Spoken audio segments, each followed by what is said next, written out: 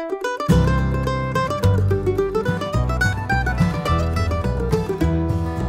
I was a little boy upon my daddy's knee, he used to tell me stories of the big fish in the sea. But the tale I fancied most took place in our hometown, about a living legend by the name of Madison Brown. A German speckled beauty, gold around her gills. This is the Clawdad. This is the fly I'll be tying.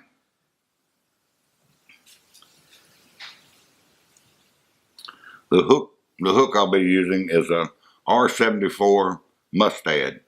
Also, another hook that'll work real well on this fly is the TMCO 5263.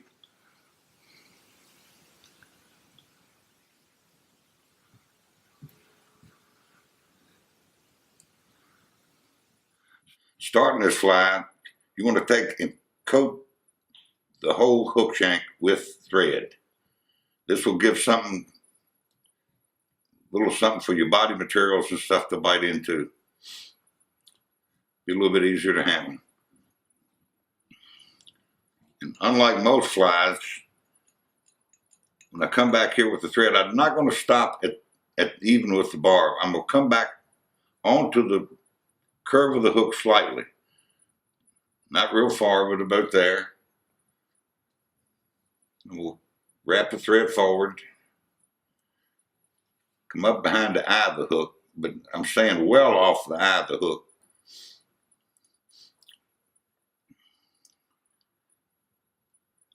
Take the thread and I've created a little bead on the shank with the thread like that. Like I say, well back of the hook. It looks like it's right far back, but it's not once I get the lead eyes on. Next thing I'll do is take the standard Dumbbell lead eyes that have been painted, put them up against the back of that little bead I created on the shank. Make 4 or 5 wraps forward. Come back, pull the eye of the hook back. Excuse me, the eye of the lead eye. 4 or 5 wraps there to tack it down. Next thing I'll do, I'm going to look at it on top, and I want it to be a 90 degrees to the hook shank. So any adjustment you need to make, you make with the thread by putting a lot of pressure on the thread and wrapping in one direction. That'll pull your lead eyes back around for you. Once you get them straight, go other way. Tack them down good. Now you need to line them up with the bend of the hook on the back to make sure they're level across and in line with the hook. I've got it. After you do that, the next step is figure 8 on each side of the eyes about a half a dozen times. You come around, come under the eyes about a half a dozen times. And that locks the eyes in good and tight. You shouldn't be able to move them then. Next step, I'm gonna come back behind the eyes of the hook, bend on the shank. And again, this will look like I'm pretty far away. But actually, once you get the material on there, it's not gonna look like that.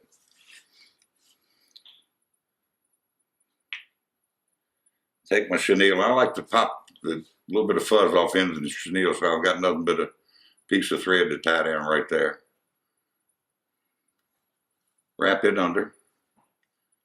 And holding the chenille in a straight line like this, right down the hook shank. I like to wrap it so the chenille stays on the opposite side of the hook from me, from where I'm looking. Go all the way back to you wrap the thread back out on the bend of the hook, tack it down, come back, and you want to stop your thread coming forward even with the point of the hook.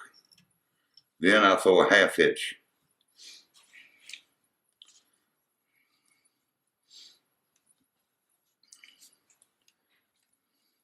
Next, I got super glue gel, and I'm gonna put on the hook shank. But before you try it, don't stick the tip of the glue down there and squeeze it and try to get it that way. You'll a lot of times end up creating a mess. So what I do, I squeeze a little bit out so I can see a bead right on the end.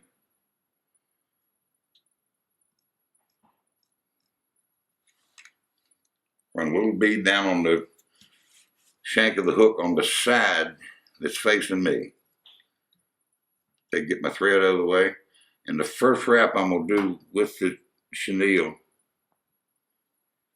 is right straight back like that. You want that wrap to be parallel with the shank of the hook. Then I start forward and laying one wrap of chenille right next to the other, right up as tight as I can get it.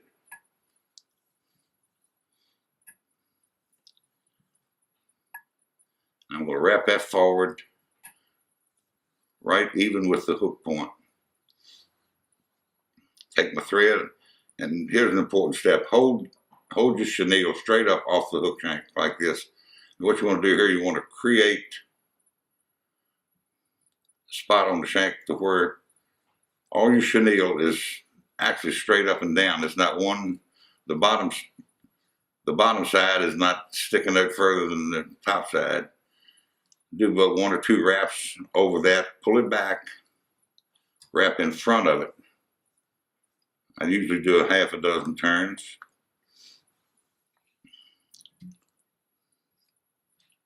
Throw a half hitch. Get your thread out of the way. And this is the claws. This is going to be the tail of the fly. This is the claws. If you look at the claws, you'll notice they've got a small hole in the claws in the center, right below the V of the inside cut. What we'll do is take the claws, turn the fly up in the vise where you get to it good. Take the claws and put the point of the hook right through that hole. Pull it back over the barb. Take your fly out of the vise and pull your claws down against the body material.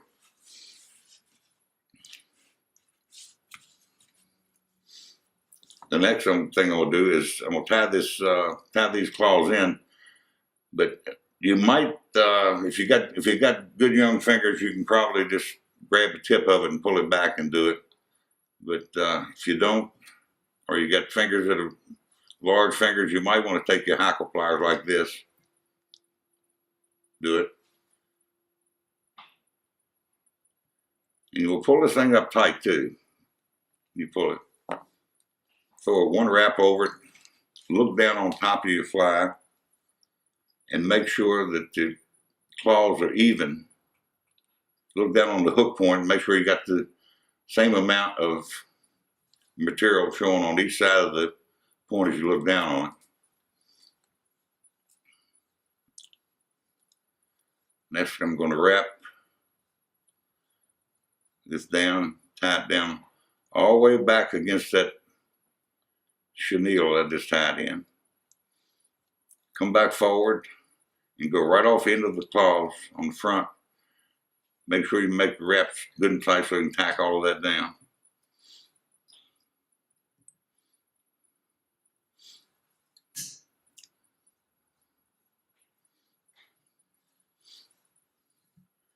Come back to where you originally tied your chenille in, and again throw a half hitch.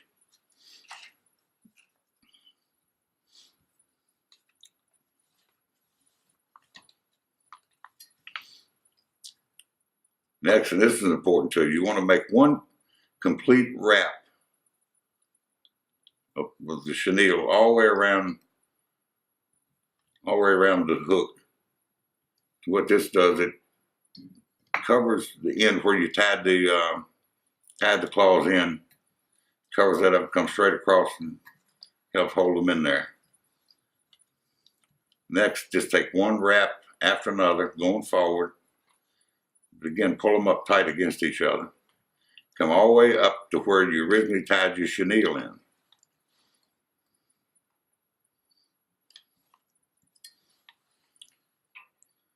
Take wrap over, and again, hold your chenille straight up off the hook shank like this. You get it tied straight up and down. Then you take your chenille, pull it forward, take your thread, and keep coming forward on the shank, just one layer right next to the other. Just one wrap right in close to the other, right up against it.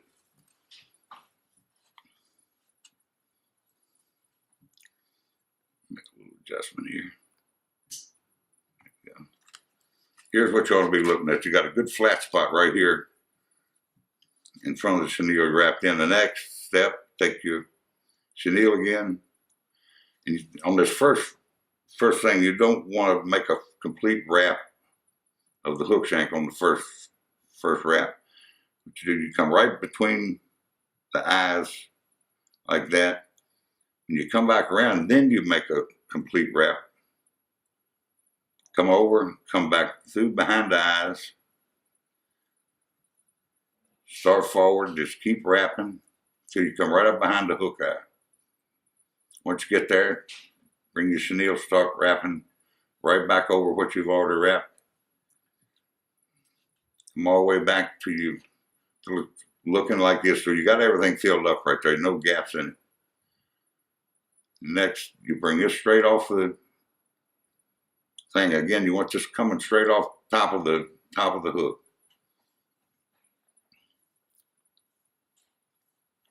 Wrap this down and come all the way back to the end of where you created that flat spot in the chenille.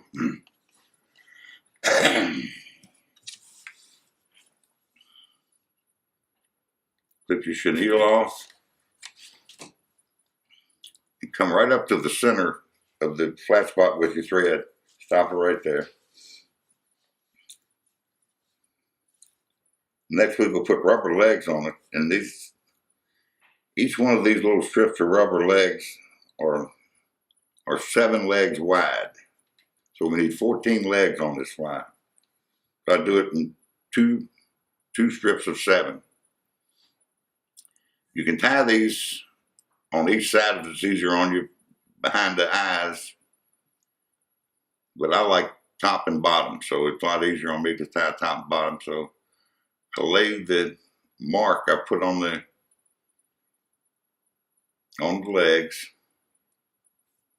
right in the center of the flat spot I've created. So loop the thread over. Get it there. There you go.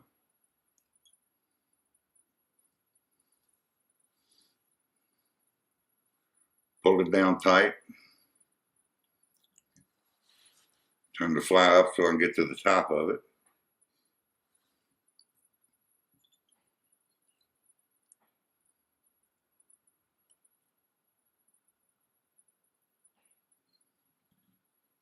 Again, get your mark right in the center.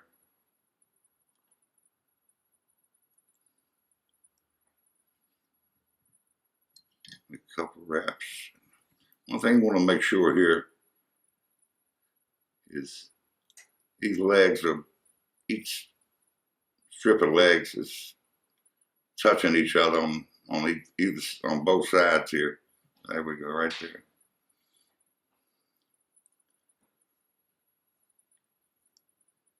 Then I'm gonna wrap forward slightly, and like I say, don't keep wrapping till you run these legs right up under the eyes, the hook.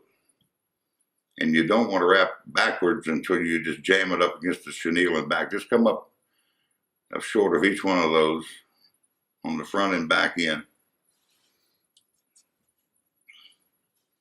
We're just about done here, but the next thing we'll do, you don't finish this fly off on the front like you do most, up next to the hook eye. You finish this fly off right in the middle of that little flat spot you created. So if you can whip finish with your hands, you can get it on there pretty good, and the whip finisher works well. So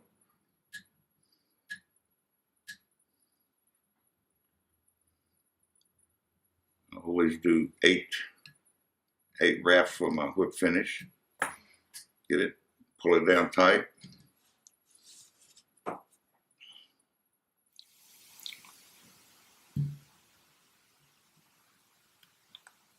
Trim your thread off. Here's what we're looking at right now. The next step you need to do is get the fly in, take the fly out of the vise, put it in your hands, pull your 2 strips of long legs on your fly forward, and get them between your thumb and the forefinger where they're at the way. You want to look down on top of your fly and make sure that your claws are really lined up with the hook and not cocked over to one side. If they are, like these are, you just stick the tip of your dubbing needle down on the side you want to pull them through, and just give it a push over. It'll pull them right over there.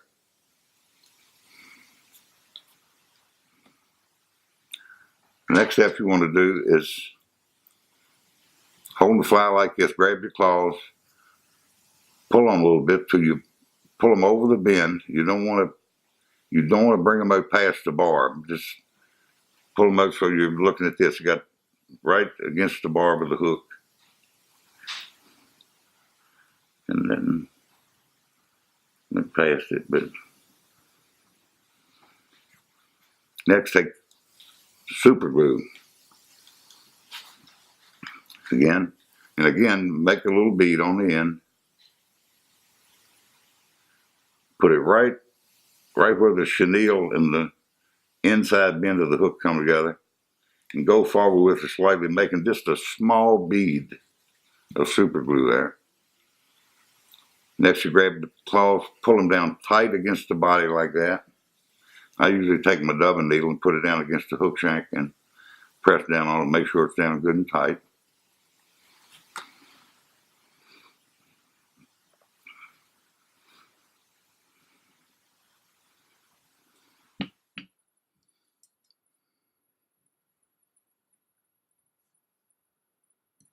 Put the fly back in the vise, and to get these legs separated is very simple. On the front was all you have to do is get it between your forefinger and your thumb, with middle finger I use, and my thumb with my fingernail. Grab it, stretch it a little bit, and pop it like that. That'll separate them.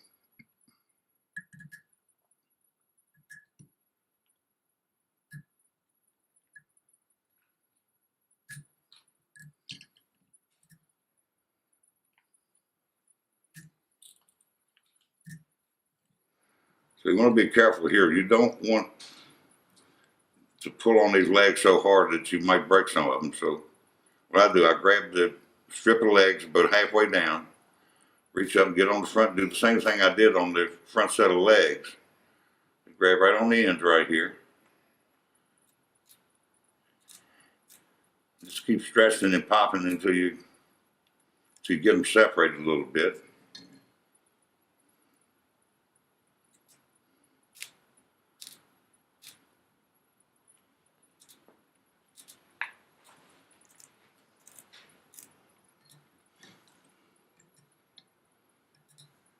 And once I get them separated on the ends, all I got to do is just grab them and stretch them like this, and let them go quick. And pop loose, they'll separate just perfect, just like that. About that, that turned out real good. Dandy. And that is the Clawdad. Big fish in the sea, but the tale I fancied most took place in our hometown. About a lemon legend by the name of Madison Brown. A German speckled beauty, gold around her gills, 3 feet long from head to tail and older than the hills. Graceful as a dancer, faster than a blade, she used to taunt the fishermen who were secretly afraid of Madison Brown. Somewhere in the icy deep beneath the mossy crown lies the queen of the river by the name of Madison Brown.